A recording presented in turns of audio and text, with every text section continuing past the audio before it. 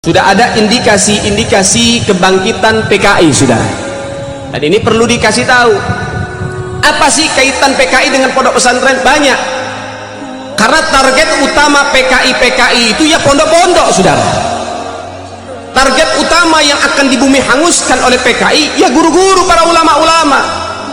Dari zaman dulu mereka memusuhi daripada para ulama. Kenapa? Karena para ulama yang berani menyuarakan yang hak itu hak, yang batil itu batil, saudara. Sehingga nggak sedikit para ulama yang dibantai, pondok pesantren yang dibakar, dan juga santri-santri yang dibunuh dan digorok lehernya oleh PKI, saudara. Dan ini perlu kita pahami baik-baik. Dan PKI itu berusaha untuk memutuskan dan menjauhkan masyarakat dengan para ulama. Itu adalah indikasi-indikasinya. Memutus mata rantai ulama dengan majelisnya, ulama dengan musolahnya, ulama dengan masjidnya, santri dengan gurunya. Itulah indikasi-indikasi PKI. Memutus mata rantai daripada apa? Ahlul Bait dengan umatnya Nabi, sehingga dibikinlah propaganda di mana-mana. Sehingga apa? Miris kita punya hati. Hari demi hari di akhir zaman ini, innalillahi wa inna ilaihi raji'un. Sudah berapa banyak Ahlul Bait Nabi Muhammad yang dizalimi, saudara. Padahal kalau kita boleh membuka sejarah, Indonesia tidak akan pernah berdiri dan tidak akan pernah merasakan kemerdekaan tanpa sepak terjang dan perjuangan para ulama dengan Ahlul Bait Nabi Muhammad. Tanpa ada ulama, tanpa ada santri, tanpa ada habaib, sampai detik ini Indonesia belum merdeka, saudara. Itu tidak bisa dipungkiri. Para habaib jasanya besar, para kiai jasanya besar, luar biasa. Lihat, kita tarik sejarah demi sejarah. Sedikit saja, tidak usah panjang-panjang masalah sejarah ini. Nanti kita akan bahas PKI. Ada namanya Imam Bonjol, saudara. Nah, ini menunjukkan bagaimana sepak terjang para ulama. Imam Bonjol itu namanya Muhammad Syahabuddin. Siapa sih Imam Bonjol? Imam Bonjol ternyata adalah salah satu kakek daripada Habib Rizik, saudara. Man fil abna, apa yang ada sama orang tua ada sama anak cucunya. Kalau bapaknya pejuang, anaknya juga pejuang, saudara. Bapaknya macan, anaknya macan, betul? Betul? Iya. Kalau bapak kakeknya pejuang, pasti anak-anaknya juga pejuang, saudara. Dan itu tidak bisa dinafikan. Namanya Muhammad Syahabuddin, darah daging Sayyidina Muhammad. Yang kedua, di Ponorogo. Siapa di Ponorogo? Ternyata di Ponorogo adalah seorang ulama besar, namanya adalah Abdul Hamid. Beliau sosok daripada panglima perang, berusaha berupaya membentengi Indonesia dari penjajahan, saudara, sehingga digelari di Ponorogo. Apa itu di Ponorogo?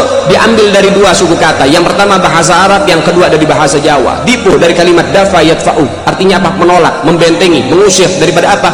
Daripada negaranya dijajah.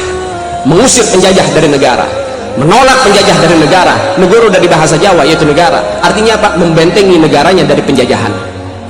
Namanya adalah Abdul Hamid, seorang ulama besar. Makanya kalau kita lihat lukisannya di Ponorogo pakai imamah, Imam Bonjol pakai imamah. Ulama tidak bisa dipisahkan dari Indonesia. Pejuang-pejuang kita, masyarakat kita, mayoritas para pejuang adalah para ulama. Dan juga saudara, siapa lagi? Ada namanya Kapiten Patimura. Kapiten Patimura ini adalah sosok kiai besar dari Maluku. Nama aslinya adalah Kiai Haji Ahmad Lusi. Memiliki pondok pesantren besar di Maluku, Indonesia bagian timur. Ketika sampai seruhan jihad kepada mereka, ternyata Kapiten Patimura nggak ngumpet di pondoknya, keluar sama santri-santrinya. Keluar berjuang, berjihad bersama santri-santrinya. Ini baru sosok santri, sosok kiai yang betul-betul cinta terhadap NKRI, saudara. Sampai-sampai Kapiten Patimura harus tewas di tiang gantungan, dibunuh oleh penjajah, saudara.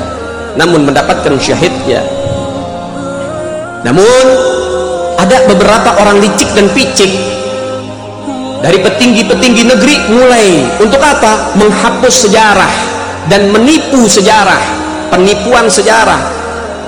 Sehingga di setiap buku-buku sekolah yang beredar di sekolah-sekolah umum, Kapiten Patimura namanya adalah Thomas Matulesi. Kalau nama Ahmad kira-kira agamanya apa? Agamanya apa? Agamanya apa? Baik, kalau misalnya namanya Thomas, kira-kira agamanya apa? Permainan sejarah, penipuan, saudara. Padahal yang berjuang mayoritas adalah kiai, santri, dan orang-orang Islam. Ternyata mereka memiliki penipuan sejarah. Na'udzubillah. Anda harus tahu, santri harus tahu, ini sejarahnya. Beginilah para pejuang-pejuang kita, mereka para ulama kok, pejuang-pejuang Indonesia, para ulama. Tapi kenapa saat ini malah apa? Ulama dimusuhi, ulama dibenci, ulama diteror, ulama diintimidasi, ulama didiskreditkan. Ada apa dengan negara ini? Jangan-jangan PKI sudah menyusup, saudara. Baik, yang berikutnya, siapa sih pahlawan-pahlawan nasional? Kiai Haji Mas Mansur, Kiai Haji Agus Salim. Kemudian di Bekasi ada Kiai Haji Nur Ali, yang mana Kiai Haji Nur Ali ini seorang ulama besar di Bekasi, punya pondok pesantren. Beliau memimpin pondok pesantren yang bernama At-Taqwa. Itu Kiai Haji Nur Ali, saudara. Kalau sudah berjuang, saudara, dia cabut goloknya, saudara. Dia nggak mundur dari perjuangan sampai tetes darah terakhir, saudara. Sempat beliau, Kiai Haji Nur Ali di Bekasi, beliau jalan kaki dari Bekasi sampai Jogja untuk ketemu Jenderal Sudirman, menyusut daripada strategi perang, saudara. Ini ulama-ulama kita, aset Indonesia. Jenderal Sudirman, siapa backgroundnya, apa backgroundnya? Ternyata Jenderal Sudirman adalah ulama besar di Jogja. Setiap hari mengajar ngaji, baik anak kecil maupun orang dewasa, diajarkan fikih, hadis, tafsir, dan lain sebagainya. Backgroundnya adalah ulama dan menjadi jenderal terbesar, saudara, ada di Indonesia. Itu dari kalangan kiai, dan ini hanya sebagian, masih banyak lagi. Sekarang pertanyaannya, apa jasa Ahlul Bait Sayyiduna Muhammad? Apa jasanya mereka, para habaib di Indonesia? Apa jasanya? Baik, yang pertama, Al-Habib Husain Al-Mutahhar. Beliau dari Semarang. Beliau yang menciptakan lagu 17 Agustus dan Syukur, dan beliau adalah bapak pramuka yang menciptakan pramuka, Al-Habib Husain Al-Mutahhar. Dan Anda harus tahu, ketika rumah Soekarno dikepung, di situ ada Habib Husain Al-Mutahhar, dan Belanda mencari bendera merah putih yang sudah dibuat untuk dibakar dan dibumi hanguskan, saudara. Soekarno menyerahkan kepada Habib Husain, tolong Pak Husain jaga bendera ini baik-baik. Habib Husain mengatakan, saya jaga walaupun nyawa saya terancam, sehingga bisa berkibar ada di mana-mana, saudara. Yang kedua, yaitu daripada Al-Habib Ali bin Abdurrahman Al-Habsyi, atau yang dikenal dengan Al-Habib Ali Kuitang. Habib Ali Kuitang ini, Habib Ali Habsyi ini, beliau adalah guru Soekarno. Anda tahu, ketika Soekarno membacakan teks proklamasi menunjukkan bahwasannya Indonesia telah merdeka pada hari Jumat, tepat pada tanggal 17 Agustus 1945, Habib Ali Habsyi mengutus beberapa murid-murid beliau untuk mendampingi Soekarno.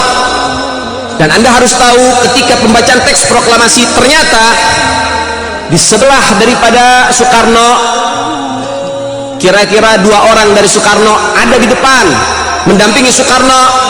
Ada Al-Habib Husain bin Syihab, yaitu ayahanda Habib Rizik, saudara. Dan Anda tahu, muridnya Habib Ali Kuitang menyampaikan kepada gurunya pada hari Jumat, selepas sholat Jumat, mengatakan, Habib, Indonesia telah merdeka. Maka Habib Ali Al-Habsyi, beliau mengambil mic dan memberikan daripada informasi dan menyatakan fatwanya.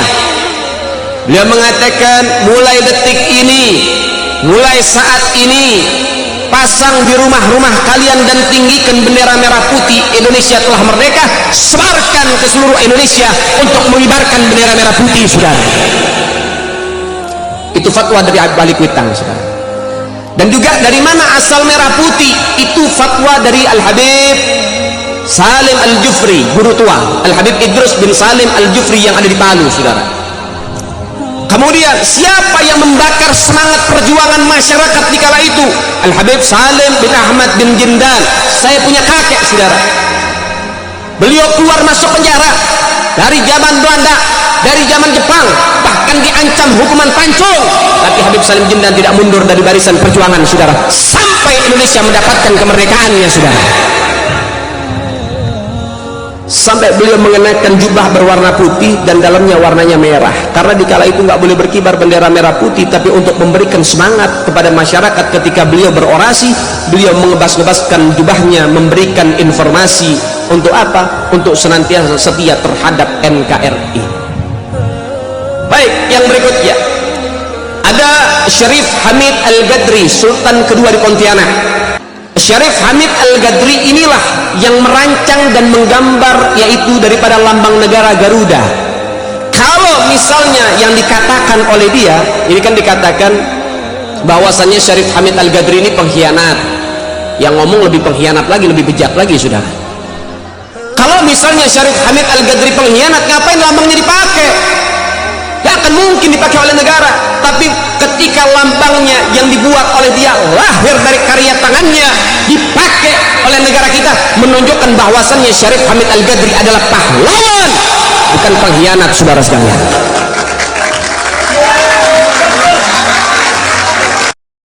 Alhamdulillahirrabbilalamin. Sama-sama kita dengarkan penjelasan dan sedikit ringkasan tentang sepak terjangnya para kiai dan para habaib dalam perjuangan Republik Indonesia sampai mendapatkan kemerdekaan di tanggal 17 Agustus 1945. Yang dibacakan teks proklamasi oleh Soekarno di Jalan Pegangsaan Timur nomor 56. Nah, Jalan Pegangsaan Timur nomor 56 ini adalah rumah seorang keturunan Yaman. Kiai Imad, ente di mana? Kok aneh cari kagak ada? Di sini kita melihat bahwa kesombongan atau menghilangkan cinta kepada ahlul bait Rasulullah SAW atau kepada zuriat Rasulullah SAW pada saat ini tidak lepas dari penghilangan sejarah-sejarah, yang mana sejarah-sejarah besar yang mereka lakukan dalam merebut kemerdekaan Indonesia ini dari penjajah. Walaupun mereka mengatakan antek Belanda, walaupun mereka mengatakan budak Belanda, tapi semua apa yang dilakukan para habaib dahulu sampai saat ini semuanya dipakai oleh negara ini. Di mana letak antek Belandanya atau antek penjajahnya? Nah, di sini kita bisa melihat mana itu suatu kebenaran, mana itu suatu pembenaran demi popularitas dan demi mencari orang-orang atau mengumpulkan massa untuk mengusir keturunan Rasulullah SAW dari negeri tercinta ini. Di sini kita harus bijak memahami dan melihat situasi dan kondisi kapan dan dimanapun, siapa guru yang bisa diikuti, siapa yang nggak perlu diikuti, siapa yang bisa kita tempat bertanya, dan siapa tempat kita menghilangkan semua pertanyaan dan nggak perlu bertanya. Hati-hatilah dunia medsos, karena dunia medsos ada ghazwul fikri atau perang pemikiran. Di sini timbulnya berbagai macam fitnah yang besar maupun kecil.